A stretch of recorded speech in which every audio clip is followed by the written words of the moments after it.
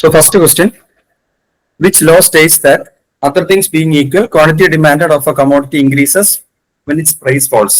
ഈ സ്റ്റേറ്റ്മെന്റ് ഏത് ലോയായിട്ട് കണക്ട് ചെയ്തിട്ടുള്ളതാണ്? ലോ ഓഫ് ഡിമാൻഡ് ആണോ? Option B. Option B, law of demand. അതെ. അപ്പൊ ലോ ഓഫ് ഡിമാൻഡിൽ എന്താണ് പറഞ്ഞത്? ഇൻവേഴ്സ് റിലേഷൻഷിപ്പ് ആണ്. സോ പ്രൈസ് കൂടുമ്പോൾ ക്വാണ്ടിറ്റി കുറയുന്നു, പ്രൈസ് കുറയുമ്പോൾ ക്വാണ്ടിറ്റി കൂടുമെന്ന് പറയുന്നു. അതിൽ നമുക്ക് ഈ സെറ്ററിസ് പാരിബസ് എന്ന് പറയുന്ന ഒരു ഇതും കൂടെ ഉണ്ട്. അതിന്റെ അർത്ഥമാണ് അതർ തിങ്സ് ബീയിങ് ഈക്വൽ എന്ന് പറയുന്നത്. ഓക്കെ, പ്രോബ്ലം ആണ്. The price of a good falls from 18 to 20 and the demand rises from 100 to 120. The arc elasticity of demand is. Arc elasticity of demand വെച്ചിട്ട് ഇതെങ്ങനെ ചെയ്യാം? ഇതിന്റെ ഉത്തരം ഏതായിരിക്കും എന്നാണ്. പ്രോബ്ലം ഒക്കെ എല്ലാം നോക്കിയതല്ലേ?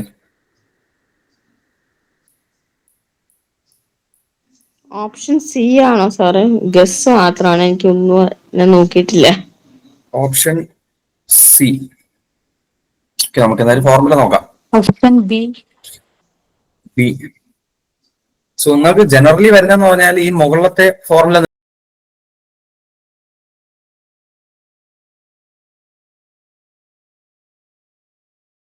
യൂസ് ചെയ്യാം. Delta Q by delta P into P one plus P two divide by Q one plus Q two. ഒന്നുകിൽ നിങ്ങൾക്ക് ഇങ്ങനെ യൂസ് ചെയ്യാം, അല്ലെങ്കിൽ ഇത് യൂസ് ചെയ്ത് രണ്ട് സെയിം തന്നെയാണ്. അതിൽ എന്താണ് പി എന്ന് പറയുമ്പോൾ പ്രൈസ് ആണെന്ന് മനസ്സിലാക്കാം. സോ ഡെൽറ്റ പി എന്ന് പറയുമ്പോഴത്തേക്കും പ്രൈസിന്റെ ഡിഫറൻസ്. സോ ഇവിടെ പ്രൈസ് എത്രയായിരുന്നു? 20 നിന്നും 18 പോയി. സോ ഡെൽറ്റ പി എന്ന് പറയുമ്പോൾ 2 ആണെന്ന് മനസ്സിലാക്കാം. ആൻഡ് ഓൾസോ ക്യൂ എന്ന് പറയുന്നത് എന്താണ്? 100 നിന്നും 120 പോയി. സോ ക്വാണ്ടിറ്റി ഡിമാൻഡഡ് ആണ്. സോ അതിന്റെ ഡിഫറൻസ്. സോ ഡെൽറ്റ ക്യൂ എന്ന് പറയുന്നത് 20 ആണ്. സോ നിങ്ങൾക്ക് ആ ഫോർമുല എടുത്തിട്ട് യൂസ് ചെയ്ത് കഴിഞ്ഞാൽ 1.7 ആണ് കിട്ടുന്നത്. ആക്ച്വലി -1.7 ആണ്, പക്ഷെ നമ്മൾ അബ്സല്യൂട്ട് വാല്യൂസ് മാത്രമേ എടുക്കത്തുള്ളൂ. ആ മൈനസ് ഒന്നും നമ്മൾ എടുക്കാറില്ല. സോ നമുക്ക് 1.7 എന്ന് പറയുന്നതാണ് കിട്ടുന്നത്. സോ ഓപ്ഷൻ ബി ആണ് ഇതിന്റെ ആൻസർ ആയിട്ട് വരുന്നത്. സോ നിങ്ങൾ ഈ ഫോർമുല ഒന്ന് നോക്കി വെക്കുക, മുകളിൽ കിടക്കുന്ന ഫോർമുല നോക്കി വെക്കുക, താഴത്തെ ഫോർമുല നോക്കി വെക്കുക. So delta Q by average Q എന്നും the whole divide by delta P by average P. അത് ചെയ്യുമ്പോഴത്തേക്ക് നിങ്ങൾക്ക് ആർക്ക് എലാസ്റ്റിസിറ്റി ഓഫ് ഡിമാൻഡ് വെച്ചിട്ടുള്ള ഉത്തരം കിട്ടും. മാക്സിമം ഇങ്ങനെയൊക്കെ ചോദിക്കത്തുള്ളൂ. ഓക്കെ, സോ രണ്ട് ഫോർമുല ഒന്ന് നോക്കിക്കോളണേ. So demand for salt is generally എന്തായിരിക്കും? Demand for salt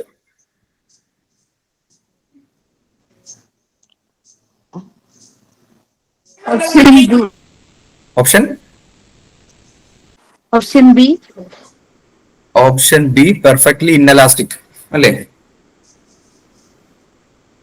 so answer എന്ന് പറയുന്നത് ഓപ്ഷൻ ബി പെർഫെക്റ്റ്ലി ഇൻഎലാസ്റ്റിക് ആണ്. Since salt is a necessity. അതൊരു ദിവസം നമ്മൾ യൂസ് ചെയ്യുന്ന സാധനമാണ്. അതുകൊണ്ട് എന്താണ് ഇൻകം ഒക്കെ ചേഞ്ച് ആകുമ്പോഴത്തേക്കും അധികം അങ്ങനെ ഡിമാൻഡ് ചേഞ്ച് ചെയ്യാറില്ല പ്രൈസിന്റെ കൂടെ ആയിട്ട്. വളരെ കുറച്ച് രീതിയിൽ ചേഞ്ച് ആകത്തുള്ളൂ, അല്ലെങ്കിൽ ഒരു ചേഞ്ച് ഉണ്ടാകത്തില്ല. സോ പെർഫെക്റ്റ്ലി ഇൻഎലാസ്റ്റിക് ആണ്. So demand for Pepsi increased by 15% when cola's price rise by 10%. The cross elasticity is. So ഇവിടെ ശ്രദ്ധിക്കേണ്ട കാര്യം എന്ന് പറഞ്ഞാൽ ക്രോസ് എലാസ്റ്റിറ്റിയിൽ പെർസെന്റേജ് ആദ്യം ഉണ്ടോ എന്ന് നോക്കുക ക്വസ്റ്റ്യനിൽ. സോ ഇതില് രണ്ടിലും പെർസെന്റേജ് തന്നെ തന്നിരിക്കുന്നത്. സോ രണ്ടിലും പെർസെന്റേജ് തന്നിരിക്കുന്നുണ്ട്. ആൻസർ ആർക്കെങ്കിലും ഉണ്ടോ? 1.5. സോ ആൻസർ 1.5 ആണ്. സോ എന്താണ് percentage of delta Q by percentage of delta P. So ഇവിടെ എന്താണ് പ്രൈസ് നോക്കുക, ഒരു പ്രോഡക്റ്റിന്റെ പ്രൈസ് നോക്കുക, അത് 10% ആണ് തന്നിട്ടുണ്ട്. സോ മറ്റേ പ്രോഡക്റ്റിന്റെ ഡിമാൻഡ് നോക്കുക. സോ അത് ഡിവൈഡ് ചെയ്യുമ്പോഴത്തേക്ക് നമുക്ക് കിട്ടുന്നതാണ്. സോ എന്താണ് 15 ഡിവൈഡ് ബൈ 10 1.5 ആണ്. സബ്സ്റ്റിറ്റ്യൂട്ട് ക്രോസ് എന്താണ് പോസിറ്റീവ് ക്രോസ് എലാസ്റ്റിസിറ്റി ആണ് കിട്ടിയത്. സോ 1.5 ആണ് ആൻസർ എന്ന് പറയുന്നത്. So which elasticity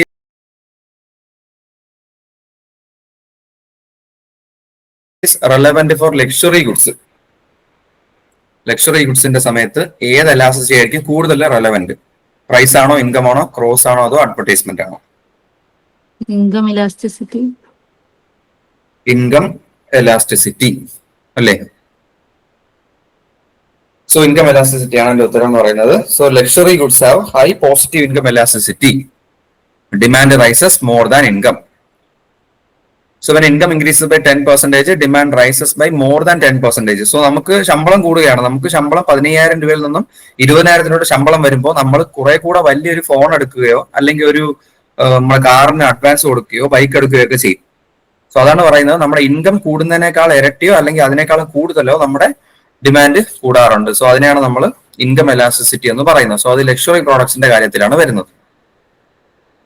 So when elasticity of demand equals 1, the demand is called unitary elastic. Option B. Unitary elastic, correct. So price ചേഞ്ചും നമ്മുടെ quantity ഡിമാൻഡും എപ്പോഴും സെയിം ആയിരിക്കാനാണ് നമ്മൾ യൂണിറ്ററി എലാസ്റ്റിക് എന്ന് പറയുന്നത്. Okay. If advertisement expenditure rises by 20% and sales rises by 10%, advertisement elasticity. So ഇവിടെ നോക്കുക, രണ്ടിലും പെർസെന്റേജ് ഓൾറെഡി തന്നിട്ടുണ്ട്. എങ്ങനെ കണ്ടുപിടിക്കും?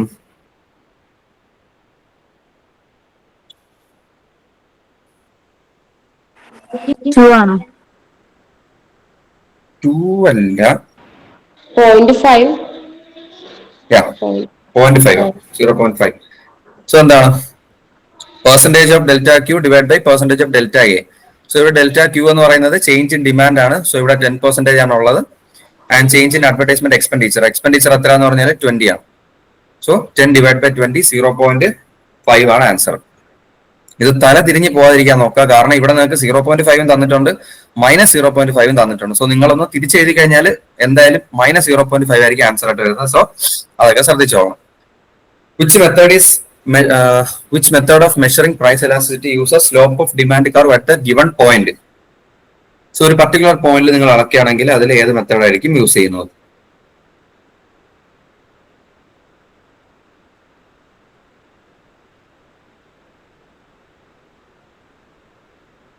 ഏതായിരിക്കും?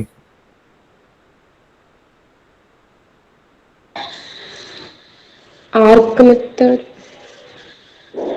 സോ ക്വസ്റ്റ്യൻ ഒന്നുകൂടെ വായിച്ചു നോക്കിയാ. ഓപ്ഷൻ ഡി ആണോ? ക്രോസ് ആണോ? ക്രോസ് എലാസ്റ്റിസിറ്റി ആണോ? സോ നമ്മളിവിടെ ചെയ്യുന്നതെന്ന് പറഞ്ഞാൽ നമ്മൾ മെഷർ ചെയ്യുന്നത് at A given point of time ആണ്. ഒരു പർട്ടിക്കുലർ പോയിന്റ് എടുത്തിട്ട് നമ്മൾ മെഷർ ചെയ്യുകയാണ്. സോ അതിന് നമ്മൾ യൂസ് ചെയ്യുന്ന മെത്തേഡ് ഓപ്ഷൻ സി ആണ് കേട്ടോ. ഓപ്ഷൻ സി പോയിന്റ് മെത്തേഡിലാണ് നമ്മൾ യൂസ് ചെയ്യുന്നത്. So point elasticity measures elasticity at A given specific point using calculus of slope ratios. So നമുക്ക് ബാക്കിയുള്ള ഓപ്ഷനും കൂടെ നോക്കാം, അപ്പൊ ഈ കൺഫ്യൂഷൻ അങ്ങ് മാറും. സോ ആർക്ക് മെത്തേഡിൽ എങ്ങനെയാണ് മെഷർ ചെയ്യുന്നത്? Measures elasticity between 2 points on demand curve.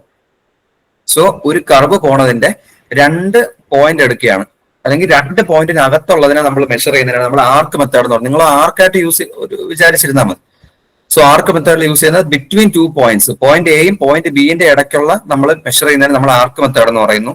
Total expenditure എന്ന് പറയുമ്പോൾ based on changes in total expenditure when price changes. Price change ചെയ്യുമ്പോൾ ടോട്ടൽ എക്സ്പെൻഡിച്ചറിൽ വരുന്ന ചേഞ്ച് എത്ര, അത് വെച്ചിട്ടാണ് നമ്മൾ മെഷർ ചെയ്യുന്നുണ്ടെങ്കിൽ അതിന് ടോട്ടൽ എക്സ്പെൻഡിച്ചർ മെത്തേഡ് എന്ന് പറയും. സോ പോയിന്റ് മെത്തേഡ് നമ്മൾ നേരെ നോക്കിയായിരുന്നു. ഒരു സ്പെസിഫിക് പോയിന്റിലാണ് നമ്മൾ മെഷർ ചെയ്യുന്നതുണ്ടെങ്കിൽ നമ്മൾ പോയിന്റ് മെത്തേഡ് എന്ന് പറയും. ക്രോസ് എലാസ്റ്റിസിറ്റി നമ്മൾ ഒരു 2 ക്വസ്റ്റ്യൻ മുന്നേ നോക്കിയായിരുന്നു.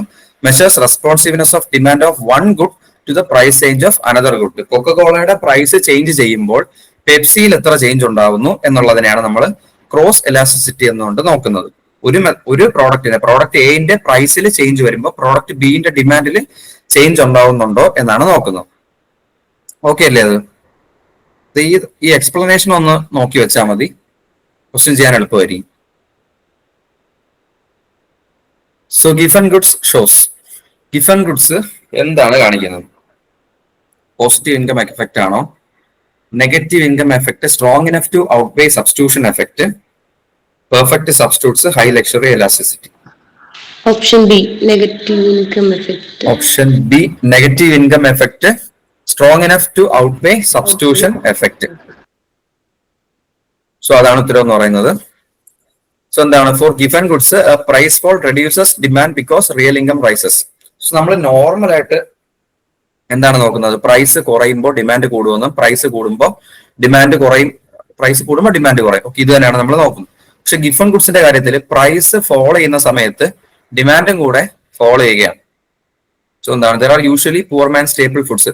നമ്മൾ നോർമൽ ആയിട്ട് നോക്കുന്ന ഈ ബ്രെഡ്, കോഴ്സ്, ഗ്രെയിൻ അങ്ങനത്തെ കാര്യങ്ങൾ. When price falls the poor feel richer. അതിനെയാണ് നമ്മൾ റിയൽ ഇൻകം റൈസ് എന്ന് പറയുന്നത്. സോ ഒരു പ്രോഡക്റ്റിന്റെ പ്രൈസ് കുറയുകയാണ്. പ്രൈസ് കുറയുന്ന സമയത്ത് നമ്മൾ എന്താണ്, instead of buying more of the inferior staple they now reduce his consumption and buy better food like wheat, rice, meat. So എന്താണ്, ഒരു പ്രോഡക്റ്റിന്റെ പ്രൈസ് കുറയുന്നുണ്ട്. സോ പ്രൈസ് കുറയുമ്പോൾ ഡിമാൻഡ് കൂടുകയാണ് ചെയ്യേണ്ടത് പൊതുവെ. പക്ഷെ ഗിഫൻ ഗുഡ്സിന്റെ കാര്യത്തിൽ, ഗിഫൻ ഗുഡ്സ് എന്ന് പറയുന്നത് ഒരു ഇൻഫീരിയർ ഗുഡ്സിന്റെ വേറൊരു ടൈപ്പാണ്. ഇൻഫീരിയർ ഗുഡ്സിന്റെ എക്സാമ്പിൾസ് അല്ലെങ്കിൽ ഫീച്ചേഴ്സ് നിങ്ങൾക്ക് അറിയാമെങ്കിൽ ഗിഫൻ ഗുഡ്സും നന്നായിട്ട് നോക്കാൻ പറ്റും. സോ ഒരു പ്രോഡക്റ്റിന്റെ പ്രൈസ് കുറയുമ്പോൾ അതിന്റെ ഡിമാൻഡ് യൂഷ്വലി കൂടുകയാണ് ചെയ്യേണ്ടത്. പക്ഷെ ഗിഫൺ ഗുഡ്സിന്റെ കാര്യത്തിൽ വരുമ്പോഴത്തേക്കും നേരെ സെയിം ആയിരിക്കും അത്. സോ അതിന്റെ എന്താണ്, പ്രൈസ് കുറയുകയാണെങ്കിൽ ഡിമാൻഡും കുറഞ്ഞുകൊണ്ട് തന്നെ പോകും. When elasticity of demand is greater than 1, the total revenue. So elasticity of demand greater than 1 ആകുമ്പോഴത്തേക്കും ടോട്ടൽ റവന്യൂവിന് എന്ത് സംഭവിക്കും?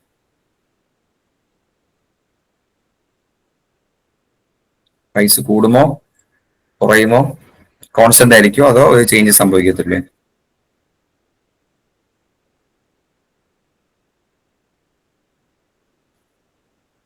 ഓപ്ഷൻ ബി ആണ്. Rises. Okay, rises when price falls. Yeah, right answer. So in elastic demand, lowering price increases total revenue. So elasticity of demand greater than 1 in the scene നോക്കുക. Greater than 1 ആകുമ്പോഴത്തേക്കും percentage change in quantity demanded is greater than percentage change in price. So total revenue moves opposite to price. പ്രൈസിന്റെ opposite ആയിരിക്കും move ആവുന്നത്.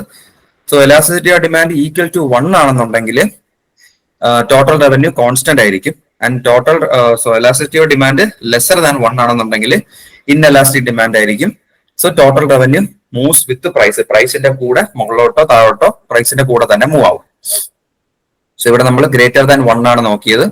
So greater than 1 ആകുമ്പോഴത്തേക്കും opposite to price ആണ്. Demand forecasting is primarily concerned with. Demand forecasting is primarily concerned with എന്തിനാണ് main ആയിട്ട് നമ്മൾ use ചെയ്യുന്നത്? Predicting future demand. Predicting future demand, option A. Yeah. So demand forecasting estimates the future demand to aid production and planning decisions. So A ആണ് answer എന്ന് പറയുന്നത്. Which of the following is a qualitative method of demand forecasting? Quantitative അല്ല. Regression analysis. ഇവിടെ വായിച്ചു നോക്കിയേ. Delphi method. Option so നമ്മൾ regression അനാലിസിസിൽ നമ്മൾ regression എന്ന് പറയുന്നത് ഒരു ക്വാണ്ടിറ്റേറ്റീവ് മെത്തേഡാണ്. സോ നമ്മൾ എന്താണ്, കണക്ക് കൂട്ടലുകൾ കൊണ്ടാണ് ചെയ്യുന്നത്. ഓക്കെ, ടൈം സീരീസ് ഡേറ്റയിലും നമ്മൾ അതേ കാര്യം തന്നെയാണ് ചെയ്യുന്നത്. ഡെൽഫി മെത്തേഡിൽ മാത്രമാണ് ഒരു ചേഞ്ച് വരുന്നത്. സോ ആ ഡെൽഫി മെത്തേഡാണ് ക്വാളിറ്റേറ്റീവ് എന്ന് പറയുന്നത്. So Delphi റിലൈസ് on experts opinions making it A qualitative approach. So ഈ ഡെൽഫി മെത്തേഡിൽ എന്താ യൂസ് ചെയ്യുന്നത്? കുറെ ആൾക്കാരൊക്കെ ഇരുന്നിട്ട് ഡിസ്കസ് ചെയ്യുകയാണ്. ഡിസ്കസ് ചെയ്തിട്ട് അവര് ലാസ്റ്റ് ഒരു തീരുമാനത്തിലെത്തും. അതിനാണ് നമ്മൾ ഡെൽഫി മെത്തേഡ് എന്ന് പറയുന്നത്. ബാക്കി 3 കാര്യങ്ങളും എന്താണ്, ക്വാണ്ടിറ്റേറ്റീവ് ആണെന്ന് പറഞ്ഞാൽ നമ്മൾ മാത്തമാറ്റിക്കലായിട്ട് അനലൈസ് ചെയ്യുന്നതിനെയാണ് പറയുന്നത്. സോ ഡെൽഫി മെത്തേഡാണ് ക്വാളിറ്റേറ്റീവ് മെത്തേഡ് എന്ന് പറയുന്നത്. So in moving average forecasting, if sales over 3 years are 100, 120 and 130, the 3-year moving average forecast is. ക്വസ്റ്റ്യനിൽ തന്നെ ആൻസർ ഉണ്ട്, നോക്കുക.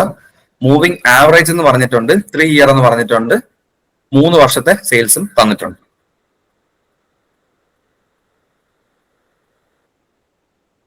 എങ്ങനെയായിരിക്കും ഒരു ആവറേജ് കണ്ടുപിടിക്കുന്നത്? എങ്ങനെയായിരിക്കും?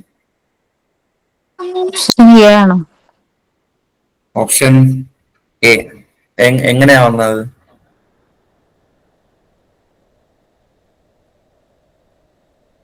നമ്മൾ ആവറേജ് കണ്ടുപിടിക്കുന്നത് മൊത്തത്തിലുള്ള എമൗണ്ട് എടുക്കുക, ഡിവൈഡ് ബൈ നമ്പർ. സോ ഈ മൊത്തത്തില് 3 ഇയറിന്റെ നമ്പർ എടുക്കുക, എന്നിട്ട് ആ ഡിവൈഡ് ബൈ 3 കൊടുക്കുക. സോ നമുക്ക് മൂവിംഗ് ആവറേജ് കിട്ടും. Option C. സി. യാ. സോ മൂവിംഗ് ആവറേജ് എടുക്കുന്നത് ഇങ്ങനെയാണ്.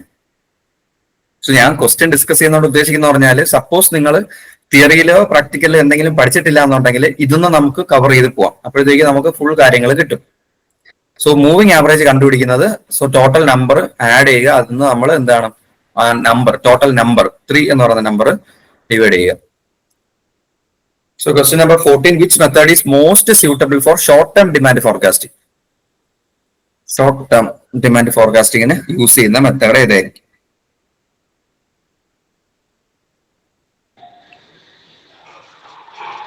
Trend projection method. Trend projection വേണമെന്നുണ്ടെങ്കിൽ നമുക്ക് കുറച്ച് മുന്നേ ഉള്ള കാര്യങ്ങളും കൂടി വേണം.